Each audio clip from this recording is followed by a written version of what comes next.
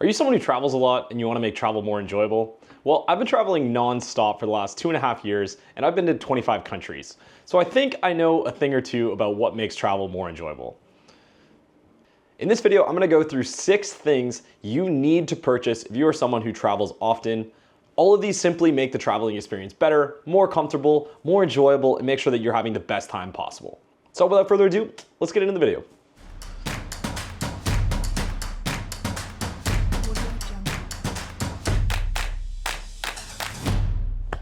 What is up, YouTube? Welcome back to my channel. My name is Alex. This is the Lifting Nomad. If you're new here, my channel is all about covering content from fitness, travel, lifestyle, balancing the things in life we love, which are travel and experiencing new things, without sacrificing food and alcohol and all the stuff that I really just enjoy in life. So like I said, I've been traveling nonstop for the last 2.5 years, been to over 25 countries. I guess I'm getting close to 30 now, everywhere from Europe to Central America, North America, South America.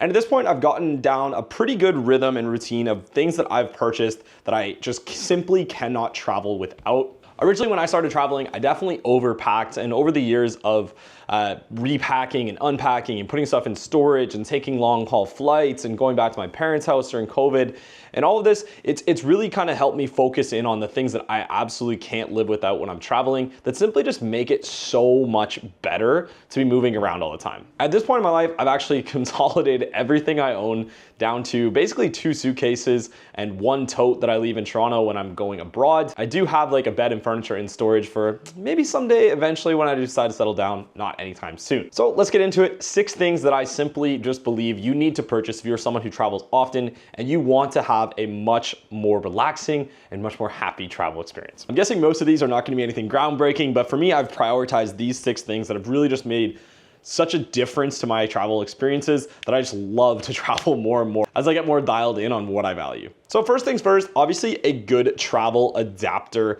Nowadays is pretty much everything I use is powered by a USB-C. This one actually does still have a USB-A.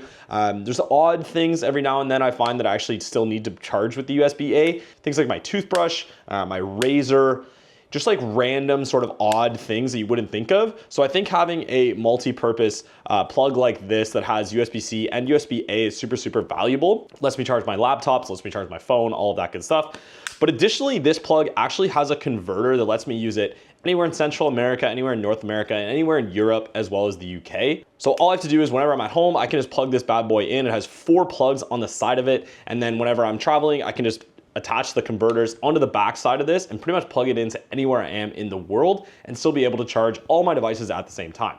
One of these smaller ones like this also saves a lot of packing space. I know people like power bars, that kind of thing, but I just find it takes up so much room. So I'd much rather have something like this. And it is definitely worth mentioning to check the plug of where you're going. Typically everywhere in Europe except for the UK obviously has a similar style of plug, but some of the countries somewhere in the world, like for instance, I spent a lot of time in Argentina and they have a very unique plug down there. I believe it's only used in Australia, China, and Argentina. Don't quote me on that, maybe there's a couple other countries, but it is different from the rest of South America that tends to use the same plug that we do in North America. So long story short, make sure you check online what type of plug you're gonna be using wherever you're going, and that way you have a converter to charge your devices. Number 2 is probably one of my favorite adult purchases I have ever made, and that is one of these bad boys. That is a Firestick.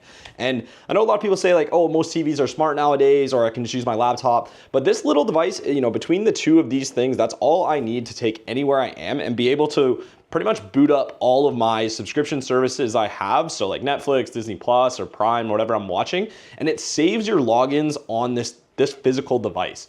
One of the biggest pains is just like dealing with passwords or re-logging into I don't know, like my YouTube when I'm traveling and then having to make sure I'm logging out of all the devices on my smart TV so that I'm not like leaving my logged in kind of all over the world. This just simplifies that whole process and you're able to save your logins on the Firestick. And it also lets you turn pretty much any TV into a smart TV.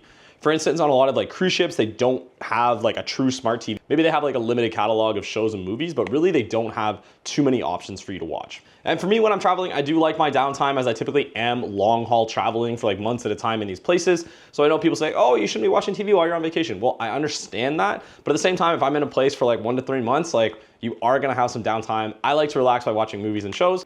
So Firestick, absolutely non-negotiable for me. All right, number 3 is a good high quality power bank. Now these have become super popular over the last few years. It's kind of funny to think back, like even 5 years ago, I don't remember anyone owning one of these. And now all of a sudden when I travel, I see people with them everywhere. And they truly are a lifesaver when you're in the airport, when you're on the planes and your devices are like dying. So I always make sure to charge this up. I have a pretty big one, as you can see here, but it typically lasts like 4 full iPhone charges.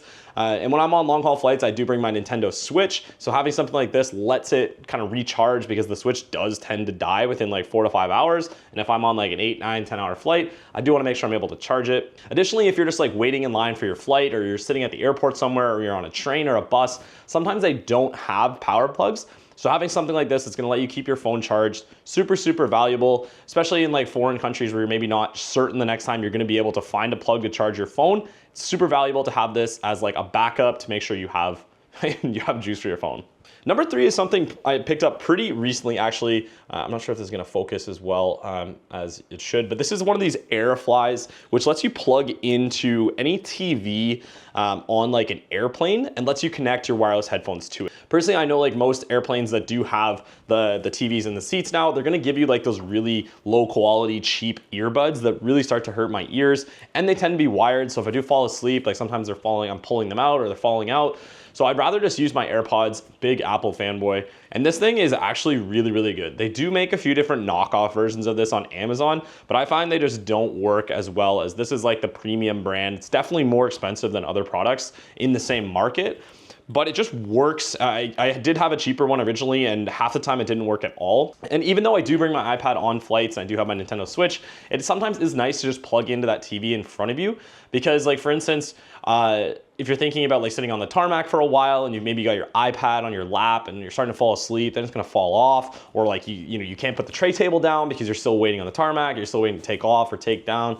So it's just like, so it's just way easier to plug into the TV that's a part of the headrest. That way you can start sleeping immediately. I know for instance, my dad, he almost always has passed out before we even make takeoff. So for him, this would be something great. All right, the 5th thing I really can't travel without is my neck pillow. I've tried a lot of different neck pillows over the years, the ones that you can like cuddle, the ones that you wrap around your neck, the ones that you put forward. And this is actually one of the Turtle TRTL neck pillows. You've probably seen like their advertisements. They're like pretty aggressive on like affiliate and influencer marketing. And actually, for what it's worth, this does work really well. I've been able to sleep on planes very easily. Typically, like in my past, I wasn't able to sleep that well. Those larger ones are really bad for your neck because they ultimately just push your head forward. So even if you are able to fall asleep, you're gonna wake up with a kinked neck. This just generally like keeps you pretty well upright. If you are able to recline your seat at all, sleeping in one of these, super easy, and I do find I actually get a decent rest using it. The one thing I will say, I've had this for about 3 years now, and I know they've made a different one called the Turtle Cool. I do tend to run a little bit hot when I do wear this. So something to keep in mind if you are someone like me who does run pretty hot overall, like I'm in like a t-shirt almost always on flights, never a sweater, I'm always hot on planes. This does make it a little bit stuffy around your neck. Likely in the future, I will upgrade to one of the Turtle Cools to let you stay like a little bit cooler in theory, but for now, we're just gonna keep with the original. All right, 6th thing that I'm actually pretty ingeniously happy about is one of these bad boys, and I'm gonna pop back up a little bit so you can see it. This is a pop-up hamper, and it folds down into that size I just showed you, and then when you pop it up, it does get into like, essentially like a full size, like I'm not a small human, and it's like a big size hamper.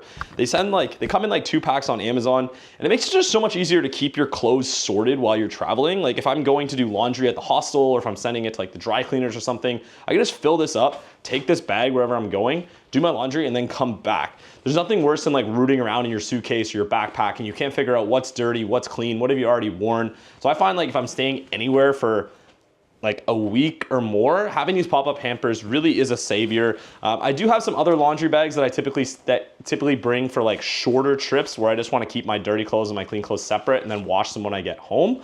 But anytime I'm traveling, I take 2 of these, put my lights in one, put my darks, my colors in the other. If you're not out, you should already be separating them. But it really makes a big difference for actually like keeping your life a little bit more organized. So that's pretty much gonna be the video. What do you think? Are these things you've heard of, you already maybe are doing? Maybe you have something else in mind? Leave a comment down below. What's your absolute favorite thing that you cannot travel without? If this video was useful, feel free to leave a like or comment in the section below. Always helps the algorithm. As always, my name's Alex. Welcome back to Lifting Nomad. We'll see you in the next one. Peace.